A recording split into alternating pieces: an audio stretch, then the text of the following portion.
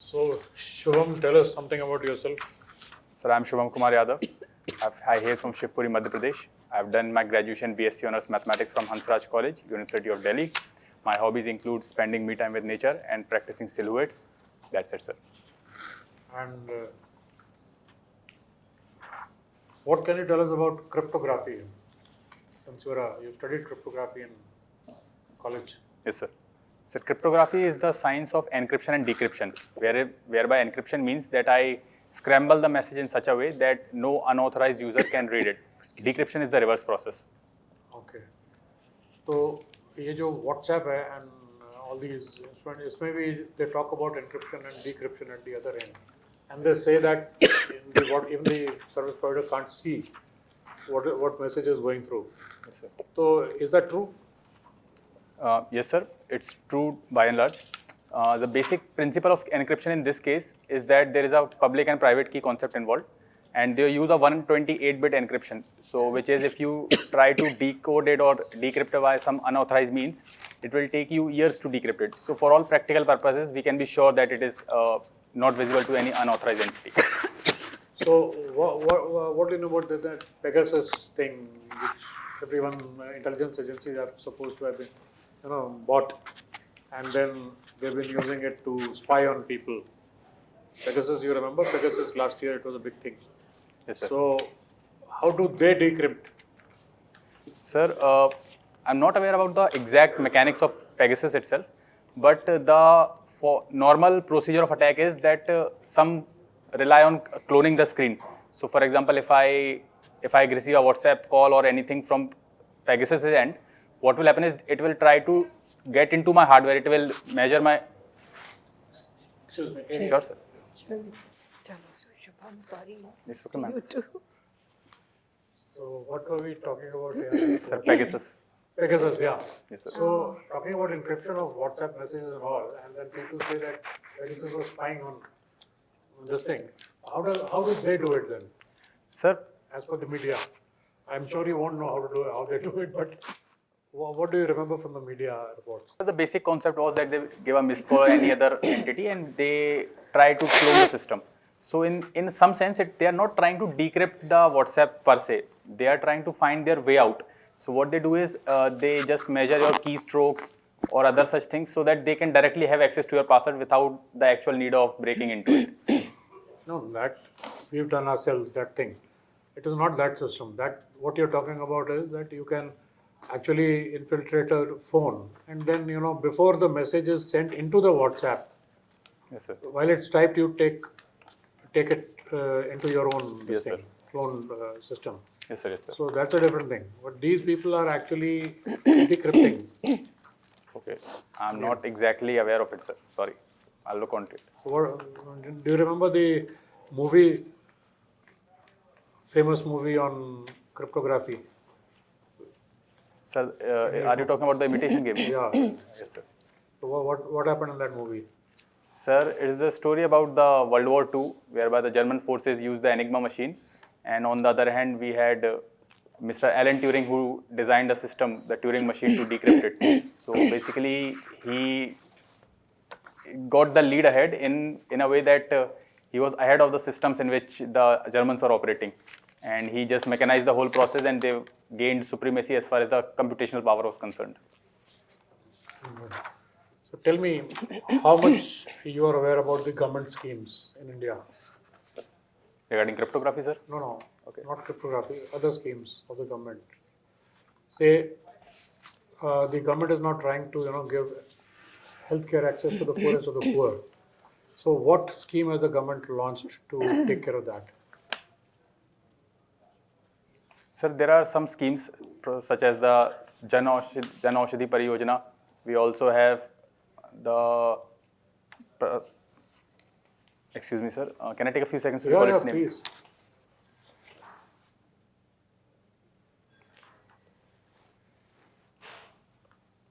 Sir, we have the JAY scheme, which is, I'm not able to recall its full form. We also have the National Digital Health Mission, which was recently launched.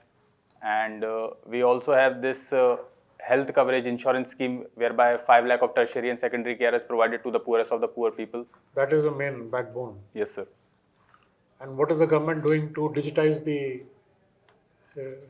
what are the government's digitization efforts towards healthcare in India for the common public? Sir, they launched the National Digital Health Mission, whereby on a voluntary basis, I can update my data, and it was focusing on creating databases of the patients as well as the doctors as well as the various health facilities across the country, so that a seamless integration can be achieved. I mean, what kind of integration? What can you do through that? Sir, for example, if I need to switch my doctor or anything, so what I need to do is I need to take all the reports plus some referrals, plus I'm unaware of where the doctors are, what kind of health facilities will be offered. So on this one stack platform, I can just Google it or not Google, but upload it and search it and get access to the information. So this is basically trying to bridge the information asymmetry existing. And provide access to your health records to that doctor. Yes, sir. That is the most important part. Yes, sir. Where is it stored? In what place? All the health records are being stored on a backbone. Government of India scheme. Sir, unable to recall its name. It's got a name of that account also has got a name. It's a lady's name, girl's name. Not very ABHA, sure. it's called ABHA, Akhil Arogya Bharat Health Account. Okay, ABHA. I'll read upon it, sir. Thank you. Arogya Bharat. Chalo, theek hai. All the best. Thank you, sir. Now, Shubham, you like to live in harmony with nature. Yes, ma'am. Tell me something about what is happening, or what do you do first of all when you say harmony with nature? And second point that I'd like to ask you, what is happening in the world today? Where are we heading? Where is nature headed? Climate change and the rest of the crises that the world is facing. Water crisis, all kinds of crises. Ma'am, my me time with nature includes the most basic aspect of it. I just go to the nature, spend a few time there, sometimes take a stroll, sometimes I pen down my thoughts, sometimes I just sit there and observe myself or probably contemplate on my daily happenings. So that's the first part. Coming to the second part of the question as to what's happening with nature. Ma'am, obviously the climate change and the industrial revolution, all that has exacerbated the climate. For example, the world is, Pakistan recently saw floods, Turkey is witnessing earthquakes and all other things. We had the ozone hole depletion, then we are trying to recover from that. Plus climate change in India per se is aggravating the situation, whereby they say that most of the burden will be falling on women. So it is also creating a social divide in the society per se. In what way? Men, for example, the traditional roles which as far as patriarchy and other concerns are involved, is that women are generally entrusted with the responsibility of fetching water and other similar things like wood, logs, etc.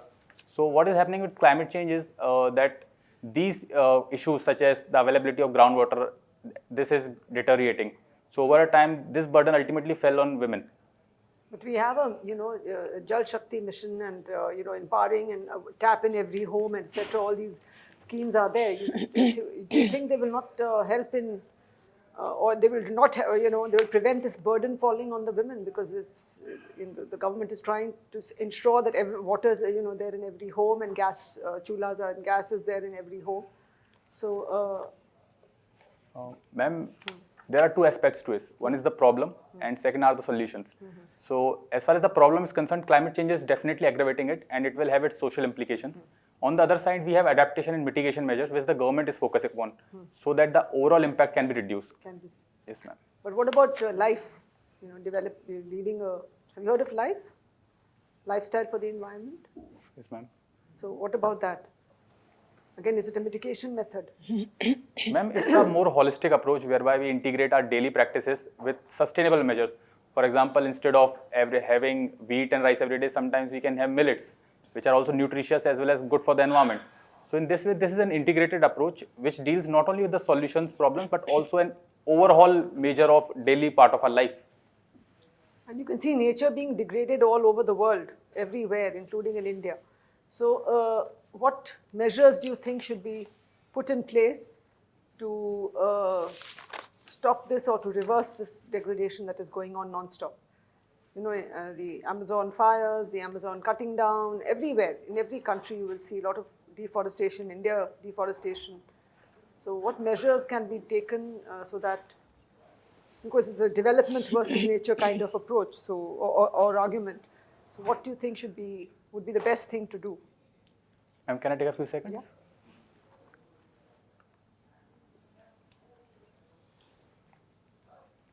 Yes, ma'am. Ma'am, as far as my personal opinion is concerned, I think that these problems are very hard to tackle as far as institutional measures are concerned. Ultimately, it is about consumerism and personal choices, which are large, by and large in this social media world, driven by what we see around us. And this is all about fancies. The only approach I think could be about going about it is that people start really engaging with nature in a true sense. For example, there can be institutional measures in the form of government supporting life, such as this acronym. We can have religious gurus preaching people as to what nature is. For example, in the ancient scriptures, we used to worship nature as mother. So these kind of major, very minor things which do a psychological impact can be the ultimate way, I think. What about recycling, reuse? Ma'am, those are ones. Shifting to green energy, green hydrogen, solar line. We also have solar energy. Yes, ma'am. Are those also solutions, you think, sustainable solutions or doable solutions? Ma'am, for me, the first solution comes from within, and then we extrapolate it onto the institutional measures, as I've mentioned. So this green hydrogen and other such schemes, such as the recycle, reduce, they are that I have a sustainable way of lifestyle. Now, what are the measures? For example, if I have to commute, which is the vehicle I choose? Is it driven by hydrogen or is it driven by direct crude petroleum? So those measures come at a secondary level for me. But they are very important in sense because they create an enabling environment. So what is the International Solar Alliance all about? Ma'am, International Solar Alliance is based on the principle that the sun does not set. So what we are trying to do is we are developing grids all over the world so that the availability of sunlight near the equator countries and storing that energy and harnessing it for the overall good. India and France are taking the lead. Yes, India and France have taken the lead. Okay, thank you. Thank you. Okay, Shubham. What does Vasudev Kutumbakam mean? Ma'am, Vasudev Kutumbakam means the world is a family, and it is also the motto of this year G20, which is driven by India. Who was the first global citizen, of India? I'm talking about modern India, yeah? Not very sure of it, ma'am. I'll look onto it.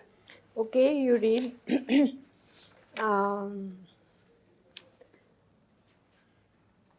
Do you remember anything about the Bengal Renaissance movement? Who were the major players? Ma'am, Bengal Renaissance, some of the names would be Raja Ram Mohan Roy. Then we had the Sukumar Sen, and we had this guerrilla warfare army which they were leading. To some extent, Chandrasekhar Azad and Subhash Chandra Bose also spent their time in the Bengal movements near at those ages. So, starting with Raja Ram Mohan Roy, it had an impact on people who followed. That's what you're saying? Ma'am, obviously, any personality in history had an impact on every other who came after them. So, in that sense, some ideas of Raja Mohan Roy might have definitely affected some of the ensuing leaders. So, what was the one major, social evil that Raja Ram Mohan Roy targeted? Ma'am, he was pro-women. So, as such, he targeted the sati system and the widow remarriages. Okay. And who was Lala Hansraj?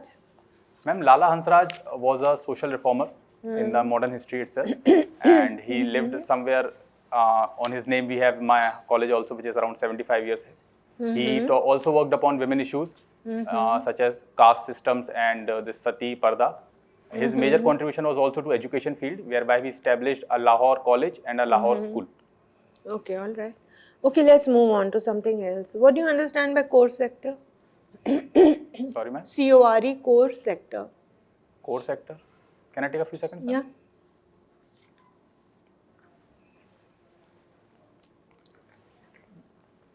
Ma'am, as far as my knowledge goes, if this is about the 8 sectors of the industry which are comprised as core, some of them might be electricity, refineries, steel, coal, and fertilizers. So has there been any growth in core sector over the past 1 year, and if so, how much? Ma'am, after the COVID, majority of the core sectors declined, especially the manufacturing, coal, steel, and these sectors which are involved in manufacturing. After this, they have rebound, and in 2021 itself, they came to the pre-pandemic levels. And after that, they have been witnessing growth, though slightly volatile in the past few quarters. Okay, in the recent past, have you read any news about core sector growth just before the budget? I am not able to Okay, recall. never mind. What is the infrastructure outlay of the budget?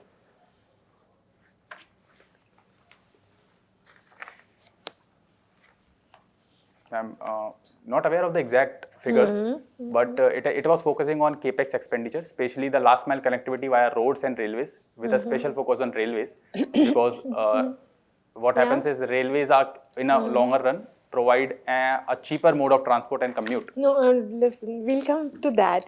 First, you don't remember the outlay, right? Yes, ma'am. Yeah. So, okay, you've given me a reply. Okay. Now let's see that in the road sector, yeah, there have been some major achievements, and there is a proposal also underway, which is also being touted as which will be a major achievement. Can you recollect as to what it could be? Ma'am, at the national level, the economic survey of last year talked about the number of times the road network which we have multiplied over the past decade. So, not able to recall the exact figures of the same, but it was manifold, around say 2 to 3 times in the past decade. Secondly, as far as in my Madhya Pradesh level it is concerned, the road sector has played a crucial role in as far as procurement was concerned, because the Madhya Pradesh government data has revealed that the women productivity and the transport has led to around doubling of the procurement of wheat and rice in the recent year. Okay, do you remember as to what, there's a major expressway coming up which is being, counted as a marvel in terms of infrastructure? Ma'am, are you talking about the dedicated freight corridors? No, I'm talking of the Delhi-Mumbai expressway. Okay, ma'am, I'll read on it. No, okay, just read on that, all right. Okay, so what are the major sources of revenue? And for the country as a whole? Yeah. Ma'am, major are the taxes, which are around 23 lakh crore out of the total outlay of 45 lakh crore. Good. Secondly, there are various heads in the revenue itself. For example, tax revenue and non-tax revenue. Non-tax revenue also includes the dividends from RBI, etc. And coming to the other debt creating and non-debt creating. So they are basically disinvestments and the new capital and the principal which the government had given out, which they are recovering as of now. So these are the major heads. Ma'am, we are hopeful to balance it to 4.5% in the coming years. Presently it was around, last year it was 9%. This year it has come down to around 6%. Not able to recall the exact figure of the same. Right. Thank you. Read up about it, okay? Thank you. Because budget is very topical, right? Yes, ma'am. View on e-governance, how is it beneficial? Sir, the major issue which we face in governance is the biases of the people and the bureaucrats and the people alike. So what happens is, why going transparent or why going electronic as we call it, we are able to bypass the system whereby people deal with a system and not with an individual per se. So in that sense, the delivery of services and the awareness about rights, etc. can be streamlined. Do you think bureaucrats are leaders or managers? Sir, it depends on what role they are serving. For a society as a whole, they are both. For example, if a bureaucrat is suppose invited to a chief guest meet or any other meeting whereby he is delivering a lecture, he is a leader, he is leading to as an example for the society. In a general term whereby he is operating in his office, he is a manager who is ensuring the public's service delivery. Difference between reaction and response. Reaction and response. Can I take a few seconds, sir?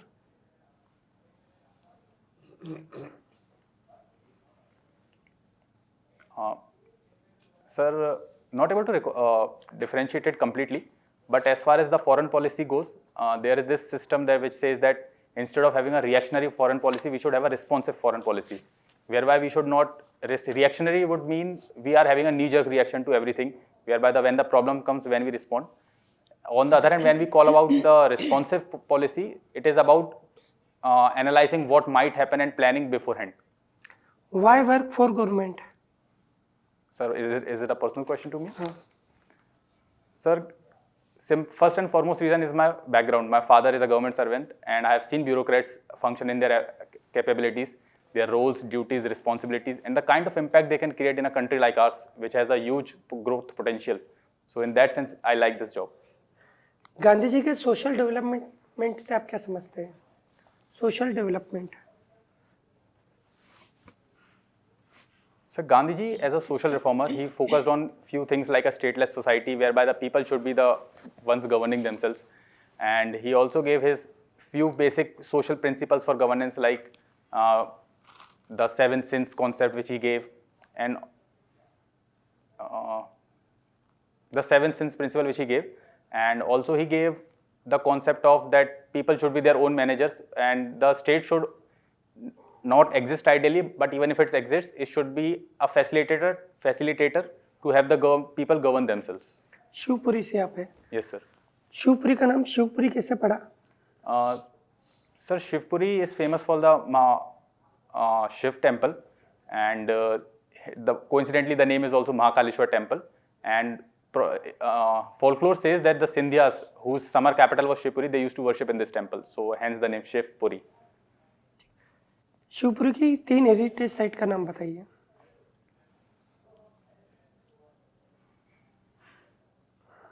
So there can be quite some sites. For example, okay. So can I take a few seconds, please? हाँ जी.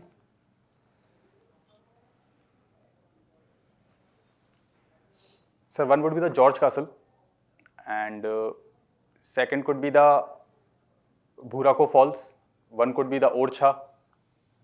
Sorry, not the Orcha, the Chhatris. Sorry, sir, slip of tongue. The Chhatri, yes, sir. What is your weakness? Sir, I speak a bit too fast, so that sometimes what happens is the people I'm trying to explain to, they are not able to grasp it completely. Second is, I am hemophobic. So basically, I am afraid of blood. So that is one weakness. These are the 2 major ones. Thank you. Thank